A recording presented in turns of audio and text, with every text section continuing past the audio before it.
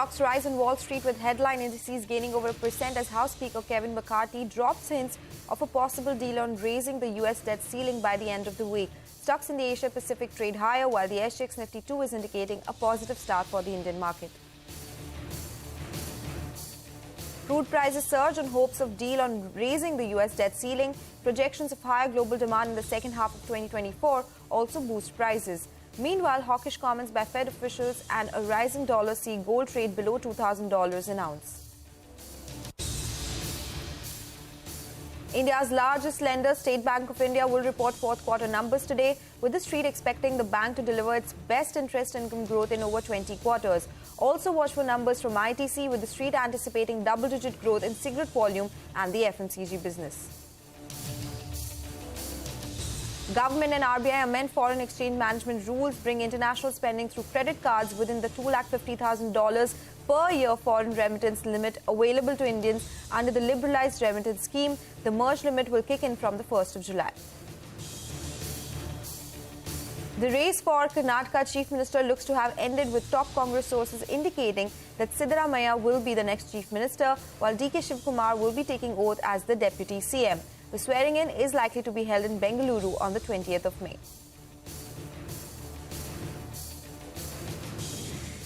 Good morning in the Mumbai News Centre. I'm Sonal Bhutra. You're watching Power Breakfast. A lot of action that is packed for you on the show today. But first up, let's take a look at the Asian markets as we do always. It was a positive handover from the Wall Street, and that is something which is getting reflected in the Asian markets as well. So the Asian screen largely green today. The Hang Seng is up 115 points. We have the Taiwanese index, which is higher as well, 100 points higher there as well. And if we look at the other indices, the likes of Nikkei, we have the Straits Times and Kospi as well. Most of them are in the green. Nikkei is up 1.2%. We have the Straits Times higher by 0.5%, and Kospi 2 is higher in trade, up 0.4%. Any decision that comes with respect to raising the debt ceiling in the US is something that will have a positive impact across the globe, and a hint that that is a possibility is something which is cheering the street already. The SGX Nifty will come up for you on the screen, and that one is indicating that the start for our own markets, well, that would be in the green, 35 points higher on that one. So that's about the Asian markets. Let's talk about the US markets now. Wall Street ended Wednesday's trading session higher, with the Dow Jones surging over 400 points, while the S&P 500 and the Nasdaq Composite settled with gains of over 1%. And investor sentiment got a boost after leaders in Washington indicated that they are moving forward on the debt ceiling talks. Let's listen into what US House Speaker Kevin McCarthy and President Joe Biden had to say on the negotiations. I'm confident that we'll get the agreement on the budget, that America will not default. And every leader in the room understands the consequences if we fail to pay our bills. And it would be catastrophic for the American economy and the American people if we didn't pay our bills. I think at the end of the day, we do not have a debt default. I think we finally got the president to agree to negotiate. That was probably difficult for him to say as president he would negotiate with somebody, but it's really what the old Joe Biden was good at. And now we've got an opportunity for him to be back to what he used to be able to do, and let's get the job done.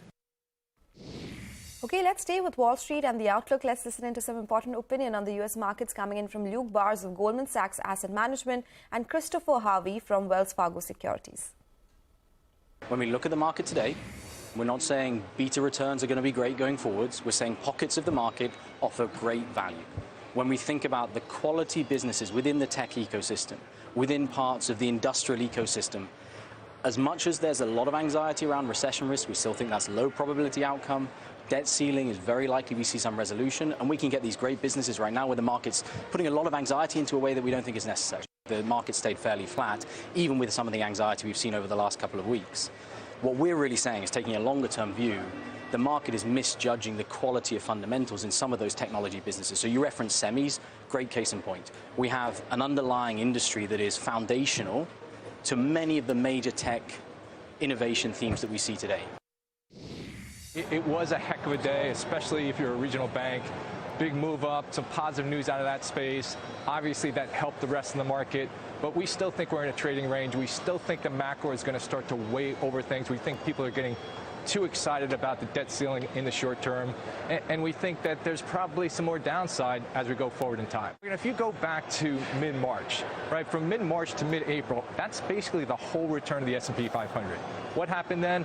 Well, you had the Fed providing liquidity, the balance sheet shrank, we had some funding programs. In addition to that, the 10-year yield went down 50 basis points. We saw IG credit spreads go from a peak of, I think, 163 down about 30 basis points. Was it the fundamentals? No, it really was the funding cost. Okay, let's also now focus on emerging markets. IMF First Deputy Managing Director Geeta Gopinath warns that sizable inflation risks are visible and central banks must continue to keep policy tight. Markets are probably too optimistic about what it will take to bring down inflation in emerging markets, Gopinath told a conference hosted by the Central Bank of Brazil. She said, and I quote, "Despite encouraging signs, I'm worried that price pressures seem entrenched in many economies and upside inflation risks are sizable. And central banks must remain resolute in keeping policies tight and recognize that insufficient monetary tightening now may necessitate even more painful actions down the road." Therefore, she said it is critical for EM authorities to refine and strengthen their monetary, fiscal and financial policy frameworks. Okay, some important advice and opinion coming in from Geeta Gopinath. But that's all the global market action. How will these overnight cues impact our own markets? We have our research team to tell you just that. This is our Power Prep segment. Let's straight get to the stocks which will be in focus today. Surbhi is here with that list. Hey, Surbhi, good morning. Good morning. So we have a whole host of earnings that have come overnight. Let's start with JK Tyre. It was a good set of numbers. The revenues were up 10%. The EBITDA was up 65%. Margins came in at 10.3% and PAT at 112 crores. Jindal Stainless, the revenues were flat. The EBITDA was down 19% and the margins came in at 12%. Thermax, again a strong set of numbers. The revenues were up 16%, EBITDA up 48%, margins at 9% and net profit was up 52%.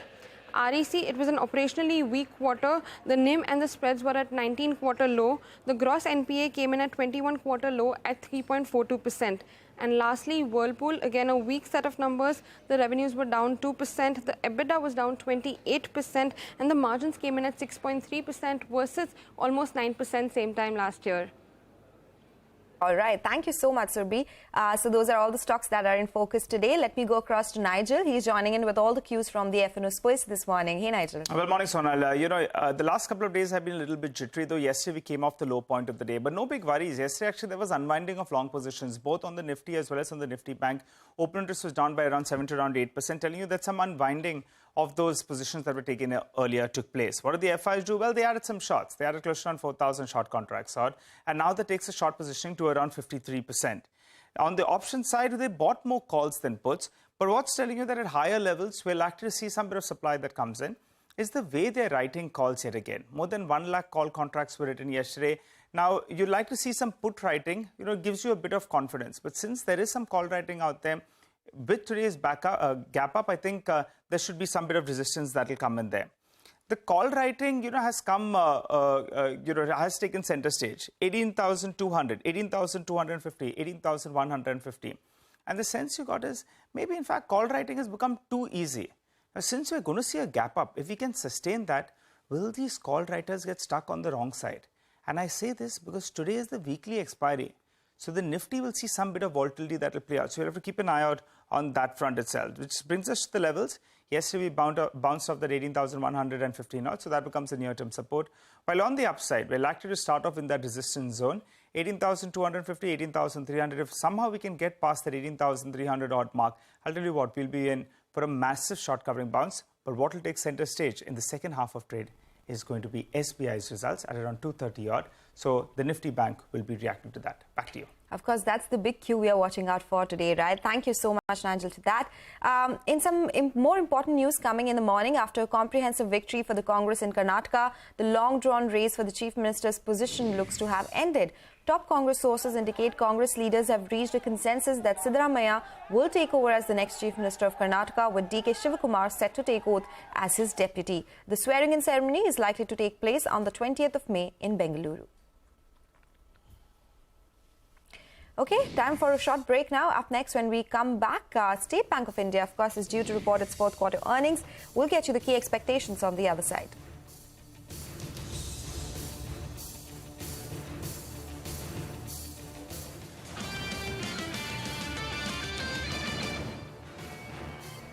Welcome back. You're watching Power Breakfast here on CNBC-TV18. Well, from the 1st of July, you will be able to send less money abroad every year if you also use a credit card for international purchases. That's because the RBI and the government, they have decided to club international credit card transactions with the $250,000 per year foreign remittance limit. Surbhi Upadhyay has all those details. Surbhi.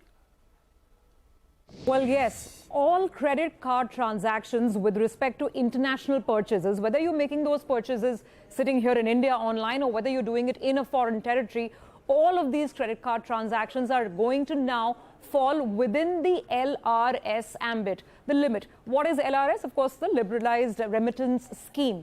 What was earlier happening was that the remittances up to $250,000, they were permissible under LRS. However, credit card transactions were over and above, and they were not counted as part of this limit of $250,000. But now with the latest amendment, which the central government has done, the cap will be $250,000, whether you're making that payment or transaction through a credit card, or whether it's a remittance or whether it's a cash transaction, whatever might be the medium. A lot of the industry watchers and tax experts say that this perhaps could be to curb the circumvention of the LRS limit itself, which perhaps some of the super rich, some of the high income earners or the high spenders were looking at doing. So that leakage, so to speak, has been plugged. However, it's raising its own set of operational challenges. Now, why is that? Imagine this. Every time that you go out on a foreign holiday and you're spending on that cup of coffee or buying something small to eat, there will be a credit card charge, and on that there will be a TCS, a tax collected at source provision. TCS on all these transactions has been raised from 5% to 20%. That was announced, of course, in Budget 2023. Earlier, it wasn't a problem because it would apply largely to remittances. But now, if the TCS provisions have to apply on all card transactions, then perhaps things could get a little challenging. So a lot of industry watchers say that we need to figure out how merchants and banks are going to implement these new rules. While, of course, in letter and spirit, they're fine that the LRS limit should be respected. It remains at $250,000. There should be no leakages or no circumvention. But the question is, will it lead to certain other unintended consequences? One of them also being that now you have to keep aside an extra amount of sum because there will be a TCS provision, 20% on every transaction that you will have to pay upfront. And then, of course, later you get a refund for it. So it does create a cash flow issue as well for people like you and me. So lots to think about, both for the super rich and for the regular retail class when it comes to making any sort of foreign spend, whether it is a foreign currency spend sitting here online in India or actually overseas. Totally take your point, Surbhi. That's a big change that has come about and, of course, impacting everyone who's using a credit card for foreign purchases. Now, let's move on, getting you up to speed with some earnings that we are tracking this morning. SBI is slated to announce its Q4 numbers later today. Abhishek is here with the key expectations. Well, the street is anticipating the highest ever NII growth in last 21 quarters in terms of the growth rate. So the key things to watch is that the net interest margin will remain stable on a sequential basis at around 3.5%. Phillip Capital is expecting a loan growth of 15.8% YOY and about 3.5% sequentially. So Kotak Securities is estimating a gross slippage of 11,500 crore, while Phillip Capital is estimating a net slippage, which is gross slippage minus the intra-quarter recovery on those accounts, to be at 4,000 crore. This was around 3,800 crores in the previous quarter. So 3,210 crore in the previous quarter. So that's expected to remain stable at that level. Asset quality to improve. Phillip Capital is estimating gross NPA ratio of 2.9%, which compares to 3.1% in the previous quarter. Now, management commentary with respect to growth outlook will be very important to see, and also important to see will be the ECL provisions that they make. We already have some of the PSU banks who have made ECL provisions well ahead of RBI issuing a final guidelines. So just for reference, our watch list is around 4,750 crores and restructured book of 26,000 crores. How these move will be seen closely. Our polls suggest NII growth of more than 26% YOY and about 3.8% sequentially. We are working with a profit growth of more than 65% YOY and about 6.7% on a sequential basis. Back to you. Okay, all right. Sorry. SBI will be in focus today. Moving on, the cabinet has revised the production-linked incentives outlay for IT hardware, doubling it to 17,000 crore rupees. The scheme is valid for 6 years under the revised terms. My colleague Ashmit Kumar caught up with IT Minister Ashwini Vaishnav, who tells him the modification is expected to make the PLI scheme flexible. Learning from what we have done in telecom and in mobile phone PLIs, the hardware PLI has been modified to make it very flexible. The base level of incentive has been kept at 5%, which is equivalent to the incentive in mobile phone and telecom manufacturing. I would request the state governments to be very proactive in their engagement with the industry, because the state governments play a very critical role in terms of land allocation, in terms of law and order, in terms of all the basic facilities which are needed, in terms of labor enforcement. All these things, I'll request the state governments to be very proactive and take advantage of this big movement which Prime Minister has started. Okay, that is some important commentary coming in from the IT Minister. On to an exclusive. Speaking to CNBC-TV18 Shireen Bhan at the Sustainable is Attainable event, Union Power Minister R.K. Seng called for more accountability from DISCOMs and said customers should be compensated for load shedding. Listen in. You can make sure that the distribution companies are answerable for the service which they are giving. What we are saying is that licensing should be virtually automatic. Anybody who applies should get the license, because the people are more important than DISCOMs. The DISCOMs are here for the people, not vice versa, and the people need to have a choice. And if some DISCOM is not giving them good service, they should be able to switch to a DISCOM which is giving better service. If there is any disruption in your supply, if there is any load shedding without any rhyme or reason, the DISCOM has to give you a compensation. Okay, that's the word coming in from the Power Minister. On to another exclusive on the highly anticipated visit by Team Tesla. Sources tell CNBC-TV18 that top Tesla executives met officials from the Ministry of Road Transport and Highways, Heavy Industries and the Prime Minister's office. We learned while Tesla showed interest in the Indian market, it also raised concerns on the taxation policy. Parikshit Luthra is here with more. Parikshit, what are you picking up? About a year or so ago, Tesla had set up an India team and was assessing whether to make in India or import cars into India. But the plans were shelved because of the high duty structure, about 100% on fully imported cars, and Tesla was demanding a duty reduction to 40%. When that did not happen, Tesla seemed to have shelved those plans. But it seems that there is a revival in interest as far as India is concerned. Top Tesla officials are in the country. They have held a series of meetings with officials in the Prime Minister's office, Ministry of Heavy Industries and the Road Transport Ministry as well. The idea is to once again assess the possibility of getting into the India market. And we hear from sources that Tesla is seriously considering the possibility of making in India. They've reiterated concerns on the duty structure and the taxation structure in India, to which government officials have said that India is a large automobile market and maker of components. We're a big exporter as well. So any duty concession or tax concession has to be for the entire EV ecosystem or the entire automobile ecosystem and not just for one particular country.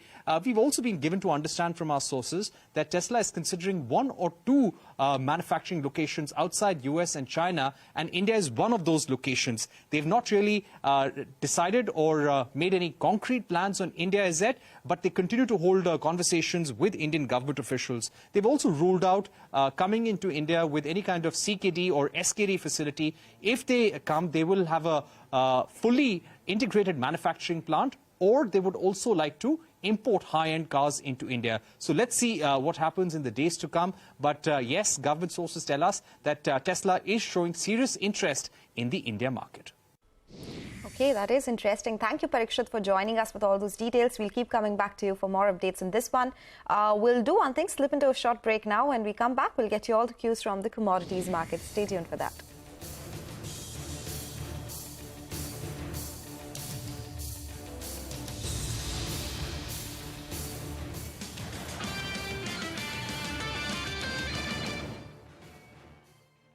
Welcome back. It's time to talk about commodities now. Manisha Gupta is joining us with all the update this morning. Hi, Manisha. Good morning. Some update on the crude oil front.